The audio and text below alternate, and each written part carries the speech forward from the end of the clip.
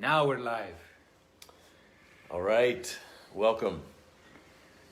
We have a hot topic today. It's hot. Are you trying to All right. show up a certain way? Greetings, good morning from Florianopolis. Are you trying to show up a certain way? Yes, at service. Welcome. We're here in Florianopolis in Brazil still. Do the morning ritual. Yeah, they know that. We do that every day. Hey, Anthony, our editor for our podcast, just cut all that stuff before that out. We're going to begin again. Cut out everything that Michael says. So, this morning, you and I were talking about men in relationship.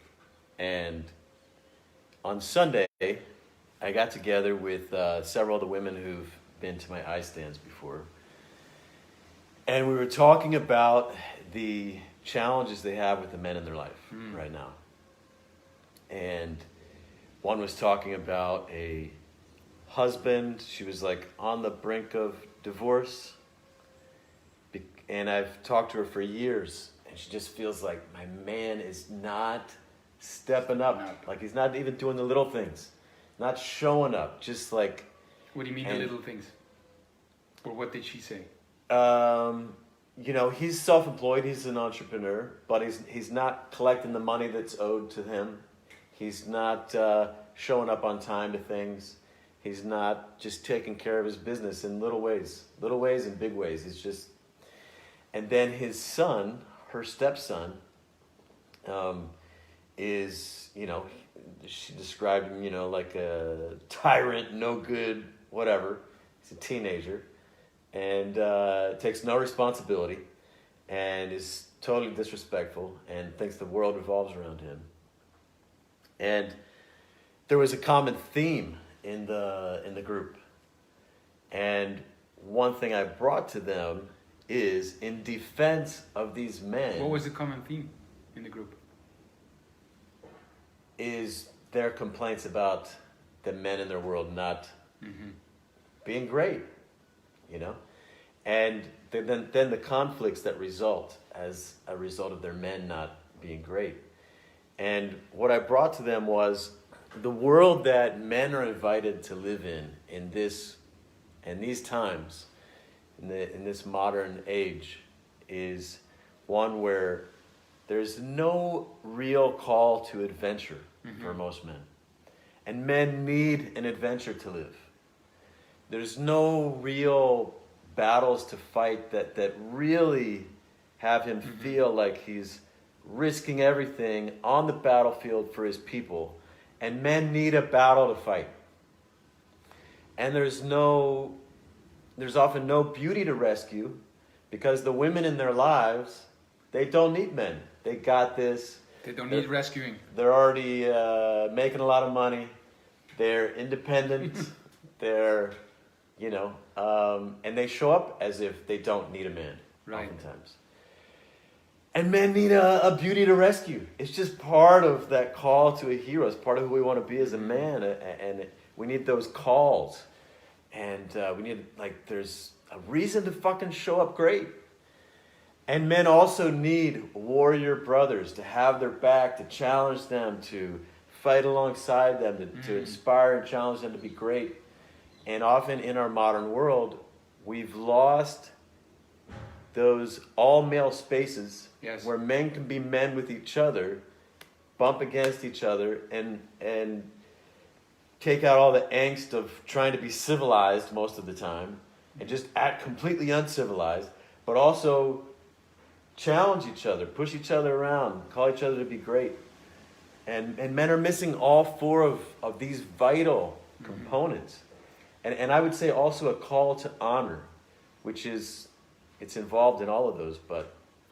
Well, what we've seen is indeed that it was, like before, it was provided for them in a way by the system or society, whatever, They were real enemies. There was war, and so you got a battle to fight. Yes. They were given adventures, and they were given beauties to rescue just by virtue or just by being part of society. Well, survival wasn't guaranteed, right? Yes. You've got, it was pretty brutal. It was given. Human existence, most of our existence going back forever, men had a really vital, important, honorable, respected, priceless role to play. And it's not that way anymore. Yeah. Men are often shamed, humiliated, and the adventure that we're expecting them to play is just do your job. Just be a good husband. Just be a good father. Just be not bad. Just don't be bad. You know? Be civilized. Be a good student. Just be good. And there is no call to the wild man inside of that. There's no call to the warrior. There's no call to the hero. It's such a low barrier.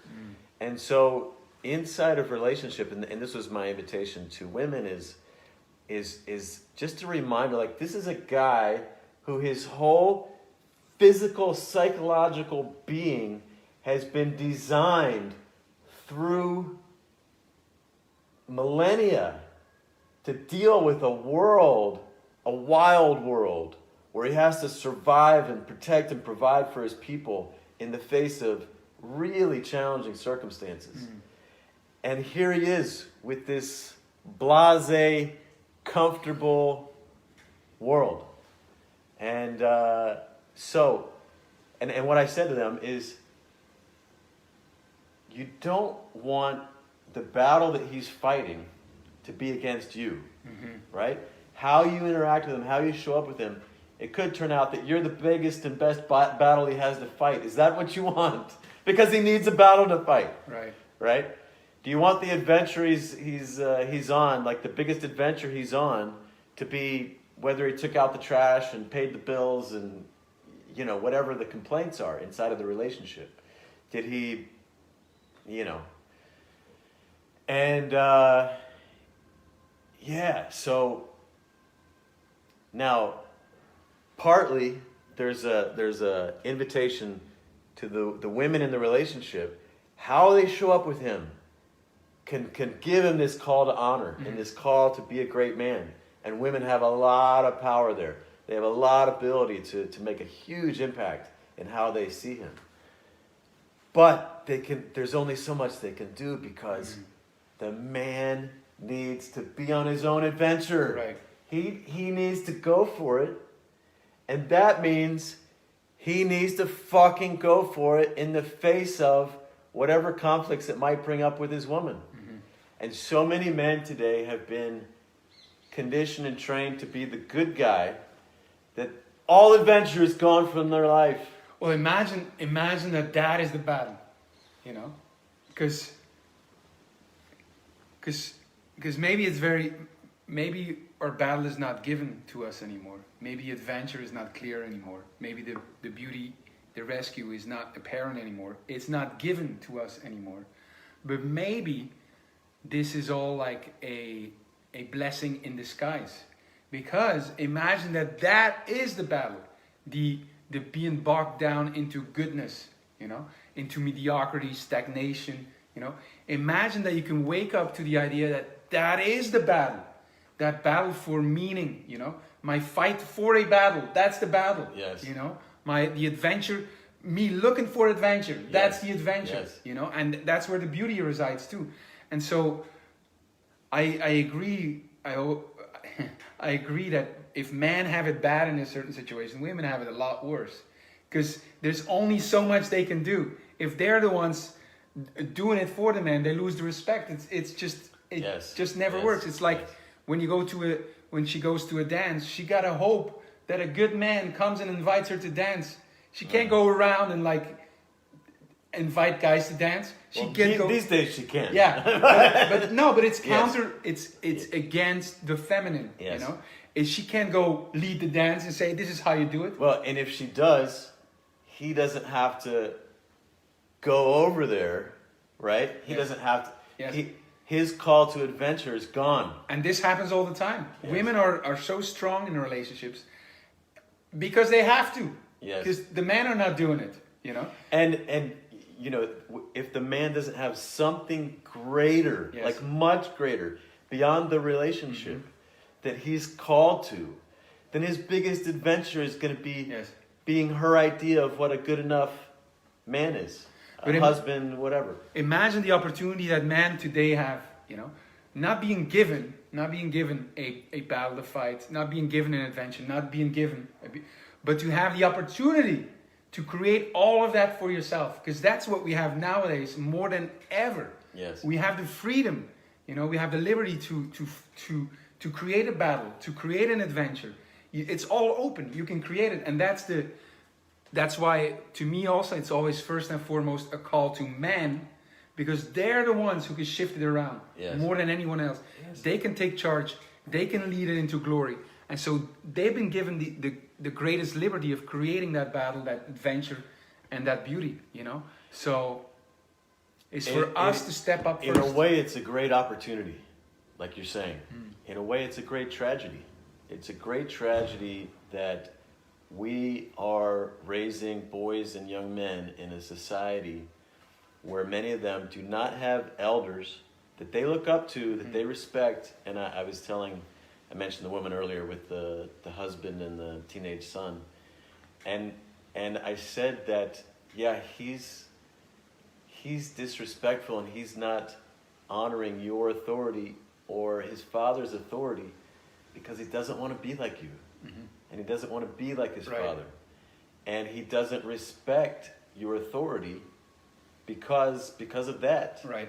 And I talked about, and it's a good thing that he's rejecting false authority. Right. If he does not feel that you're speaking to his heart, that you really have him in your heart, then he should say no. And good for him. This is something good for him to learn. But he also needs elders in his world who do inspire him, who he does respect, who he feels with them a call to greatness, a call to adventure, and a call to honor. And this is incumbent upon the elder men to go and live that way and be that man, so that the young men in their world want to be that. And it has the possibility of being stronger than before, because it would be completely chosen, because it would be a lot more deliberate than before. Imagine you were raised religiously. Imagine what you call there the Holy Spirit, or the honor you feel in all that, but it's given to you. Okay, so it's not like it's an outside thing that you accept and you go through it in a way. But imagine you can discard all that and then you come up with your own system of, like you did with honor, you know, and it's fully conscious and it's fully deliberate. There's a lot more power in that than if it's just given to you, you know, and you got to follow the rules. And if it comes from an internal thing instead of an external thing. So with the tragedy of things like battle not being given, adventure not given, beauty to rescue not given, you know, we do have the liberty to create it all. And with the liberty comes the possibility that all of that is even more powerful because you choose it. It's like if you, instead of your family that's given to you, a family of choice, those ties have the possibility of being a lot stronger, you know, than the one you're born into, so to speak. So I think, yeah, it's great. It's not easy for men. It's worse for women. But we live also in a time of for me, the greatest opportunity, you know, if you could step up. I just want to, I want to accept what you're saying, and I see what you're saying. And yes, we have great opportunity. There's great power in being fully at choice there.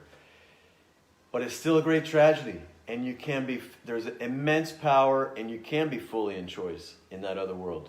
You didn't come from like a really religious world like that. The world I grew up in was beautiful. It was powerful. Men had sacred connection, the kind that I've not yet found in any kind of secular arena where guys make it up themselves. They're trying to make up tribe, trying to make up brotherhood, trying to make up honor. It's incredibly powerful inside of certain traditions and religions and all of this. And I mean, at one point, you know, the religion was invented too, right? A few centuries ago. So it is an opportunity, but to create our own traditions. I don't want to say that this is better than. There's a great tragedy in it, and the grief and the missing that many men feel is valid. You know, that it's missing, and in a ways it's a tragedy that we have to fight for it on our own. You know, that we don't have brothers calling out to us, that we don't have a way of honor called to us. And at the same time, it's a great opportunity and it's a great responsibility to say, okay, in the face of not being given it, in the face of not having it, I'm going to go find it.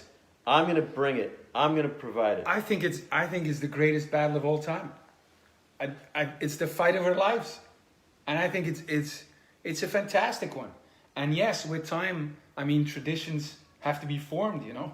So it will require time and generations, but I think that's beautiful, you know. That's a great battle for us to fight. I see. Yes. And so anyway, if men don't have it, they have to fight for it. Yes. And if they don't fight for it, for having their own adventure, their own call to honor, their own battles to fight that are bigger than their relationship, then the battles they're going to be fighting are their woman coming to them and complaining. Fuck, I gotta go and resenting that he's not being a greater man and trying to just deal with less of her complaints. And it's not her fault. It's his that he's not going for something far greater. Well, it's not his fault either, but he sure holds the key to change it around, you know? Yes. I mean, if your battle is, like you said, if your battle is how to deal with your woman, something's off, you know? If your adventure is that 1 year vacation to a resort, you find yourself at the buffet or in the souvenir shop, you know, instead of being on a place where there's a little danger and you go, what the fuck is happening here? It's something is off. Imagine going back in time to meet with your warrior ancestor elders, right? Who've been on the battlefield, and you tell them about your adventure, right? You tell them about your battles, going into the air-conditioned office, sitting down in a swivel chair that's any size you want, that's cushioned, and you have the worldwide internet on the multiple screens. You can call anyone. Like imagine you tell them your battle is like, sometimes I get low energy during the day. My nagging boss, right, you know, right. Or the one in the cubicle next to me. The nagging boss who pays you thousands of dollars a month, right, to just sit on your ass. What a battle and adventure. Right. And you tell them of your adventure, you know, and 2 weeks going into the souvenir shop, you know, and you're in a resort hotel. You should have seen the buffet. Where the fish is caught for you. Yes. Where everything's provided. Fuck. You know, that's your adventure. In Zanzibar. Yes. So yeah, it's. I don't want to diminish the tragedy because it's a tragedy. You know, it is sad. The missing is real, and the more that we connect to the missing, the emptiness, the loneliness. Yes. That is the call. That's the battle. That is the call. That's the adventure. To go and make the adventure. That's right. So. And Brotherhood, if you're that kind of guy who feels like that call and wants to answer it, that's why we are here for. Yes. You know, those are the men we call out to. That's what we want. We're here in the wilderness, in a clearing in the wilderness, in Brazil, banging on our drum. From before the sun comes up, boom, boom, boom. Do you hear it? Do you hear the drum beat like a heartbeat? Neo, we know you're out there. Face out of my people's face. You are the one. I'll deal with you later. I'll see you tomorrow.